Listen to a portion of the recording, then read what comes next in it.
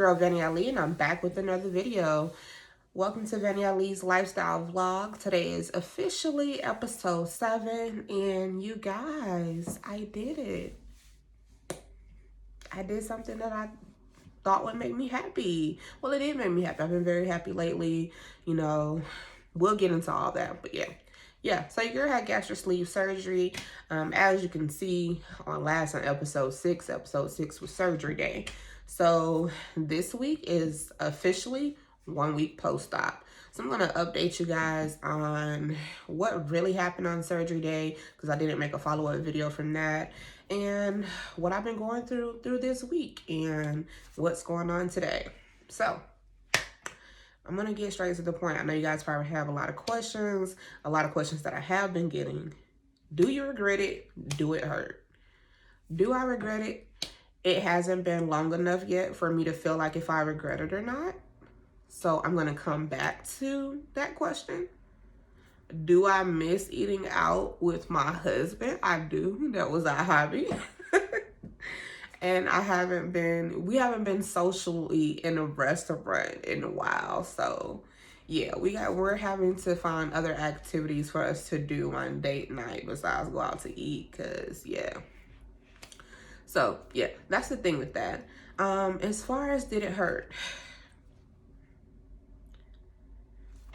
Honest opinion, day 1, you're still gonna be under anesthesia even after you wake up. So the pain was none. I felt great. I felt good. I mean, I didn't feel just great, but I felt good, you know? Felt like, I don't know what I felt like, but I felt fine, basically, okay? Now, in the middle of the night, the anesthesia started wearing off. It's about 3 a.m. Technically, it's the next morning at this point. And your girl felt very uncomfortable and couldn't sleep anymore. And it was a tolerable pain, but it was like, I need something. So I called the nurse. The nurse came and gave me some morphine through the IV. And that was about it. So when I woke up, I was supposed to go home because it was just supposed to be an overnight stay.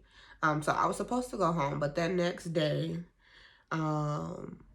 they brought me a bariatric tray. It was a Clear Liquid tray. It had some Jell-O, ice water, room temperature water, hot water, supposed to be for tea or whatever, coffee, and a Jell-O cup, and some, like, it was this tube of pro something. I forgot what it was called, but it's basically with like 15 grams of liquid protein. So got down a little protein pack, fine. Got down the water, fine. The Jell-O, I could not eat.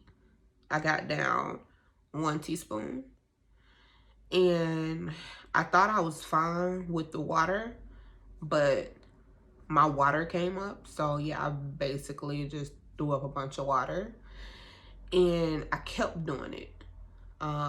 It was before I get discharged from the hospital, it was my goal to be able to drink at least 4 to 8 ounces of water per hour. And of course, you know, the surgeons know that that's going to be an extremely hard task for you. Like, you're still going to be swole from the surgery and all that stuff. So your new sleeve, whatever, is not even open as it should be because it's swollen from the procedure. So yeah, I mean, it's a different stroke for different folks. Some people are able to do it, and some people just struggle with that. And I was the one that struggled with that because I was, throwing up. So the doctor, my surgeon, he didn't feel comfortable sending me home like that, because a lot of people end up back in the hospital severely dehydrated because of that. So he wanted me to stay 1 more day. So I stayed 1 more day. Well, basically, I stayed another day and a half, but I'll get to that point. So that day, I just aimed to walk more, and then I tried to definitely drink more water. My day shift nurse ended up bringing me a cup that had like the measurements on it so I can kind of monitor how much water I'm getting down per hour. And she stayed, I couldn't even sleep that day. She kept coming in that room every hour to check how much water I done drunk. She was definitely trying to get me out of that hospital. And I walked more that day. I don't know if I said that, but yeah, I was just walking around my floor. A lot of people looking at me crazy. I don't know if my assets was out or something, but yeah, they was looking at me like I was crazy. Yeah, I definitely walked that more. I still didn't have any gas pain.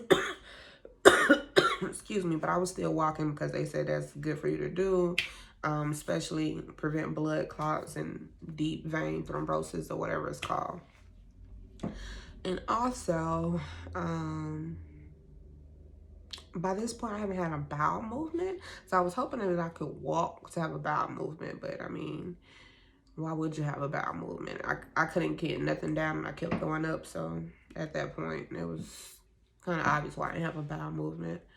But I don't know, like my stomach still felt like, I felt pressure that felt like I had a bowel movement. But yeah, I don't know if I was constipated or what, but I didn't have a bowel movement until about 3 days.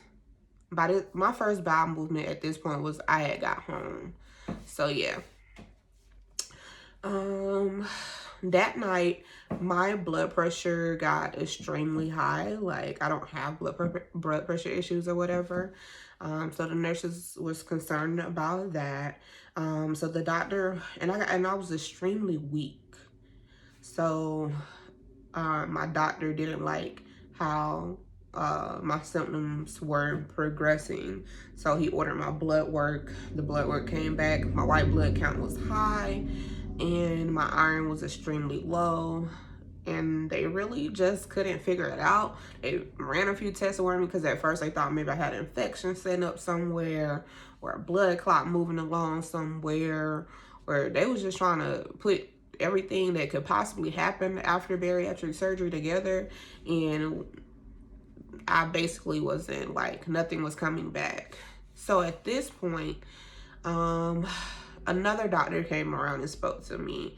And he was just asking about medical history, family history, and all that stuff. And he was just like, well, he was like, are you in pain? I was like, yeah, I'm in a lot of pain, but I just haven't been saying a lot about it because, you know, I want to, you know, not be so dependent on a bunch of pain medication that, you know, when I get home that I'm going to need that same medicine, because what they give you in hospital will be way better than the shit they send you home with. Excuse my French, but y'all know that. So he was like, girl, if you don't take something for this pain, he was like, because, I mean, everybody else is freaking out. This is what the doctor said. He said everybody else is freaking out, but honestly, you know what I'm saying? I honestly just think your blood pressure is extremely high because you're in pain. So let us give you something for it, and then we're going to monitor your blood pressure tonight, and everything fine. You can go home. And then he said my white blood count, yeah, it is high, but that is expected after surgery. So anytime you have any kind of surgery, like, your white blood count should go higher. That's what your body does. And I didn't have a fever or anything. So he was like, we're just going to monitor you throughout the rest of the night. So in the middle of the night of that night, my blood pressure still didn't calm down after getting pain medication. So they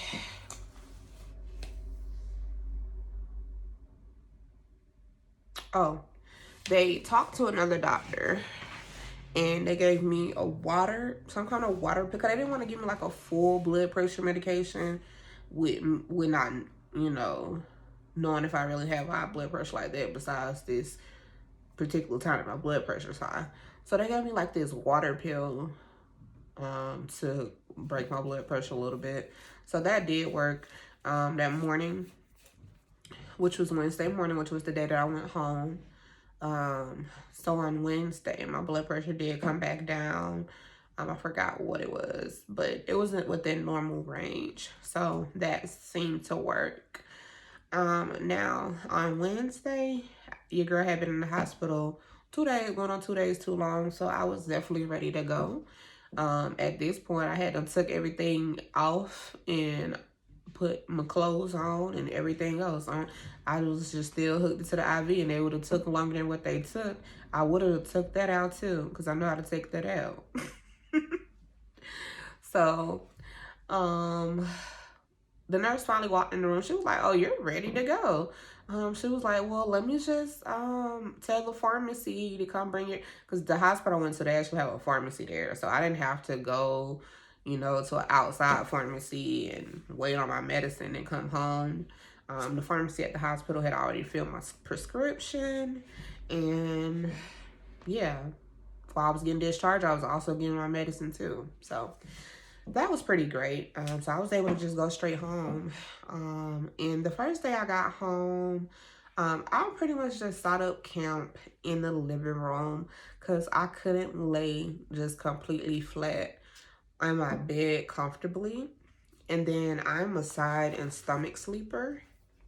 And the pressure that I was feeling just wouldn't allow me to lay comfortable on the side. And then of course, you can't lay on your stomach until your stomach heals. So, the only way to prevent me from really just laying like that, because I'm not going to lay straight on my back. I don't know why I can't just sleep on my back in my bed, but I can't. So the only thing that was going to be for me to sleep comfortably is the recliner in the living room. So that's pretty much where I slept. And my husband had that area set up for me with everything in my reach on the end table, so I didn't have to get up to do anything but go to the bathroom basically. And him and Dutch waited on me hand and foot. But yeah, they nursed me back to health. Day 2 post-op, when I was still in the hospital, I still wasn't hungry or anything. I haven't had an appetite anymore. And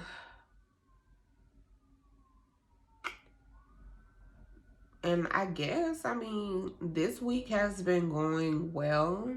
I'm not gonna lie, I still have been struggling getting my 60 to 70 grams of protein in a day, and I still been struggling with getting my 64 ounces of water. It hasn't, I'm not a lot off, but I gotta get better at it. But also, I'm still healing, and each week my stomach will be able to tolerate more. So, it's coming along, and I feel great.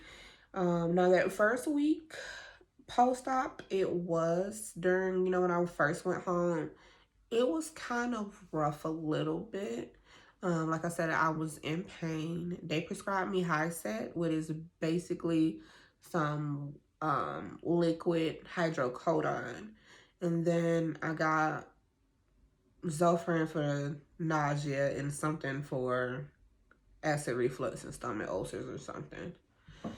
So yeah, I got those medications. Now, week 1 was the kind of little bit, rough, because you're back to nothing but clear liquids again, which your body is kind of having a hard time tolerating.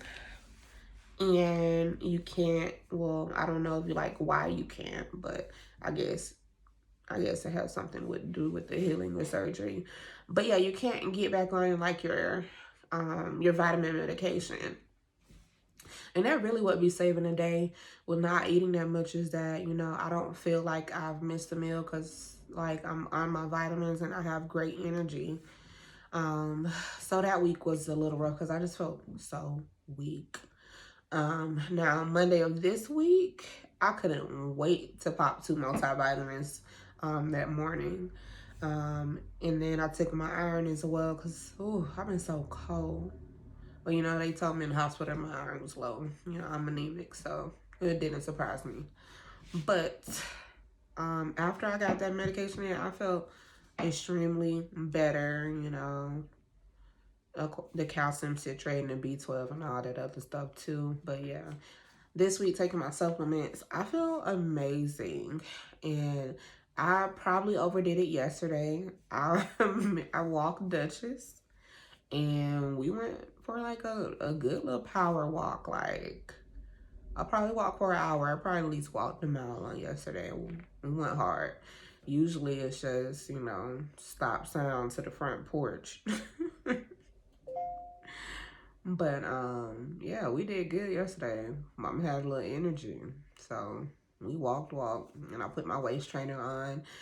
I haven't been wearing my waist trainer much because I'm still trying to let my incisions heal. They used glue for me. So my glue just now falling off on its own today. And my incisions, they do have a light little scab on it, but it's not a good enough scab for tight clothing. So yeah, I'm gonna wait to my incisions close fully to wear my waist trainer and stuff. Today was supposed to be my week 1 post-op appointment, but my surgeon I had to do something. I forgot. I know they say he was out of town, had a family emergency or something. Whatever the case might be. I had to get my appointment rescheduled to next week. I haven't weighed myself 1 week post-op simply because, one, your body is still, swollen a little bit from the surgery. 2, they put in a lot of IV fluids in you that week. 3, your body might be in a little shock. So, yeah, there's really no point of weighing yourself this week. You actually might be a few more pounds more than what you actually were before you had the surgery. And they also blow this air up in you because the surgery is done laparoscopically. So, yeah, I'm going to weigh myself on week 2. And after week 2, I'm not really going to just weigh myself crazy. I don't really care to weigh myself week to week because it's not just about, I don't have just a specific goal weight. I honestly just want to get healthier. So I'm only going to weigh myself 2 week post-op, 1 month, 3 months, 6, 9, and then the year. And then after that, it's going to be whatever I am. So yeah, that's my game plan. So this week I'm back on full liquid so I can drink my protein shakes, my protein water. I can have cream soup, which let me tell you about that. So your girl had tomato soup, and I love tomato soup prior to surgery. And I still like the tomato soup now, but will I eat it again? No, because my new stomach does not like it. Or it gave me acid reflux or something or one. But acid reflux is a symptom that you might have after the surgery. And prior I've been fine. But today, I woke up a little hard-headed because you really just got to get used to this routine of taking all this medicine plus with your supplements. So yeah, I kind of miss taking my medication this morning for the acid reflux, and I don't know if that was the reason why or my stomach still just don't like the tomato soup no more. Because yeah, I had another attack this morning where I threw that tomato soup up. And then again, I also read online and I talked to, the little sleeve group on Facebook, and a lot of them were saying that,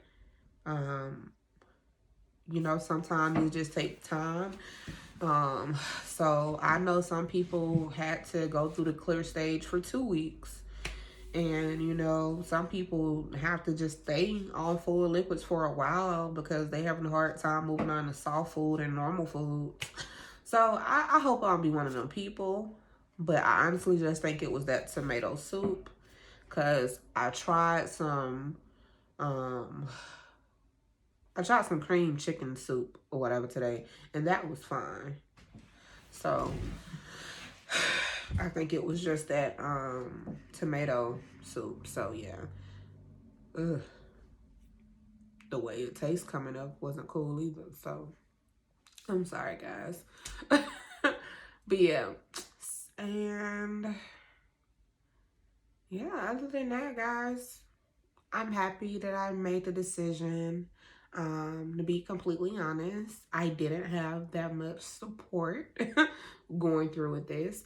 So, if you want to do it, you just got to do it for you and you got to prepare yourself. Honestly, prior to the surgery, they don't prepare you enough mentally for what you're about to do. Um, this process has really taught me patience. It taught me to take your time and just heal and do stuff one step at a time.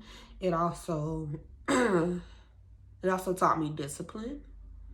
Um, and it also just taught me it taught me some more strengths that I didn't think I had. Like this, most people think having the gastric sleeve surgery is the easy way out. Baby, this ain't what you want. This is not for the mentally weak. Like you definitely have to be mentally strong for this. This whole lifestyle change is more mentally than physical any day. So yeah. Um a lot of people have also been asking me, well, how did your husband feel about you having this procedure? When I first mentioned it to my husband, of course, he was like any other typical husband. Oh, what's wrong with you?